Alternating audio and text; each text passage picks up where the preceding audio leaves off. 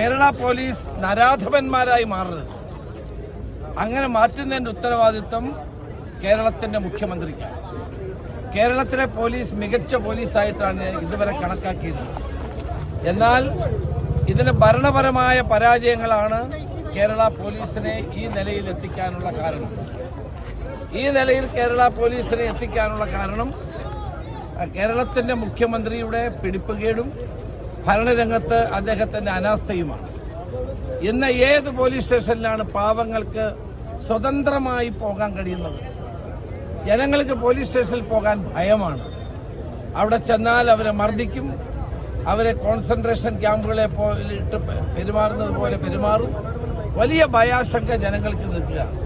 ഇതിനകത്ത് ഒരു രാഷ്ട്രീയവുമില്ല.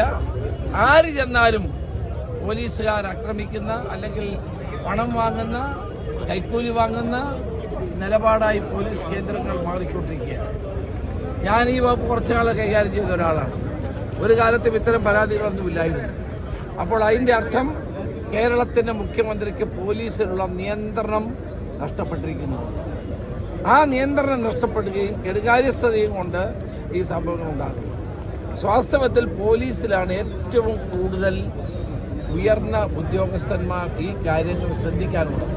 ഒരു പോലീസ് സ്റ്റേഷൻ, ആ പോലീസ് സ്റ്റേഷന് മുകളിൽ CIO, DYSP, അതോടൊപ്പം തന്നെ SP, DIG, IG, ഇങ്ങനെ DGP, എത്ര തട്ടിലാണ് പോലീസ് ഉദ്യോഗസ്ഥന്മാരുള്ളത്. അപ്പോൾ ഇതിനെ നിയന്ത്രിക്കാൻ വളരെ എളുപ്പമാണ്. പക്ഷെ മുഖ്യമന്ത്രിക്ക് ഇതിനൊന്നും സമയമില്ല. അദ്ദേഹത്തിന് ഈ പോലീസിന്റെ കാര്യത്തിലുള്ള നിയന്ത്രണം പൂർണ്ണമായി നഷ്ടപ്പെട്ടിരിക്കുന്നു. ഒന്ന്, പാർട്ടിക്കാർ പോലീസ് സ്റ്റേഷൻ ഭരിക്കുന്നു. രണ്ട്, പോലീസ് അസോസിയേഷൻ എന്ന് പറഞ്ഞ് കുറേ ആളുകൾ ഈ പോലീസുകാരെ ഇട്ട് ബുദ്ധിമുട്ടിക്കുന്നു. സ്വതന്ത്രമായി കേരളത്തിലെ പോലീസിന് പ്രവർത്തിക്കാൻ കഴിയാത്തതാണ് ഈ ദുരവസ്ഥയ്ക്ക് കാരണം. ഇത് ഭരണപരാജയമാണ്. പിണറായി വിജയൻ ആഭ്യന്തരമന്ത്രി സ്ഥാനത്ത് നിന്ന് ഒഴിയുന്നതാണ് ഏറ്റവും നല്ലത് എന്നാണ് എൻ്റെ അഭിപ്രായം. രാഹുൽ മാങ്കൂട്ടം ദിവസമായിട്ട് അവിടെ പാലക്കാടില്ലായിരുന്നു ഇതിന് ശേഷം. അപ്പം അദ്ദേഹം വീണ്ടും അങ്ങോട്ട് വരാനും അദ്ദേഹത്തെ അവിടെ സജീവമാക്കാനും ഒരു ആലോചന അവിടെ ജില്ലാ നേതൃത്വമൊക്കെ നടത്തുന്നുണ്ട്. എന്താണ് അഭിപ്രായം? രാഹുൽ മാങ്കൂട്ടത്തിൻ്റെ കാര്യത്തിൽ KPCC പ്രസിഡന്റ് തീരുമാനം എടുത്തിട്ടുണ്ട്. അതിനപ്പുറത്തേക്ക് എനിക്കൊന്നും പറയാം. അത് പാർട്ടി തീരുമാനമാണ്.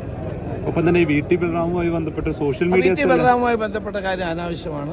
VT ബലറാമിനെ ആരും ഞാൻ ഇന്നലെ VT ബലറാമുമായിട്ട് സംസാരിച്ചു, KPCC പ്രസിഡന്റുമായിട്ട് സംസാരിച്ചു.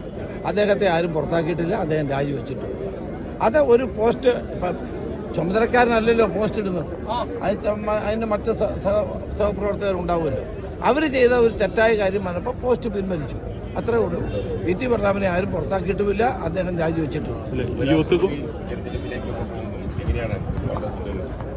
ഉപരാഷ്ട്രപതി തെരഞ്ഞെടുപ്പിൽ നിഷ്പക്ഷമായി ജനങ്ങൾ വോട്ട് ചെയ്യേണ്ടത് ശ്രീ റെഡ്ഡിക്കാണ്. കാരണം അദ്ദേഹം ഒരു രാഷ്ട്രീയക്കാരനല്ല. രാജ്യത്തിൻ്റെ ഭാവി കണക്കിലെടുത്തുകൊണ്ട് അദ്ദേഹത്തെ പോലെ ഉയർന്ന നീതിപീഠത്തിൽ ഇരുന്നൊരു വ്യക്തിക്കാണ് വോട്ട് ചെയ്യേണ്ടത്.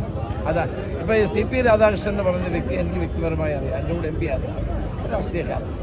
അപ്പോൾ ഇതുപോലൊരു പോസ്റ്റിലേക്ക് രാജ്യസഭ കൂടെ നിയന്ത്രിക്കേണ്ട ആളാണ്. ആ പോസ്റ്റിലേക്ക് സുദർശൻ റെഡ്ഡിയെ പോലെയുള്ള ഒരു ഉന്നതനായ വ്യക്തി വരുന്നതായിരിക്കും നല്ലത് എന്നാണ് എൻ്റെ അഭിപ്രായം. രാഷ്ട്രീയത്തിന് അതീതമായി MP-മാർ അക്കാര്യത്തിൽ വോട്ട് ചെയ്യുമെന്ന് ഞാൻ പ്രതീക്ഷിക്കുന്നു. യൂത്ത് കോൺഗ്രസിന് അധ്യക്ഷൻ ഉണ്ടാവുമോ? എൻ്റെ കൂടെ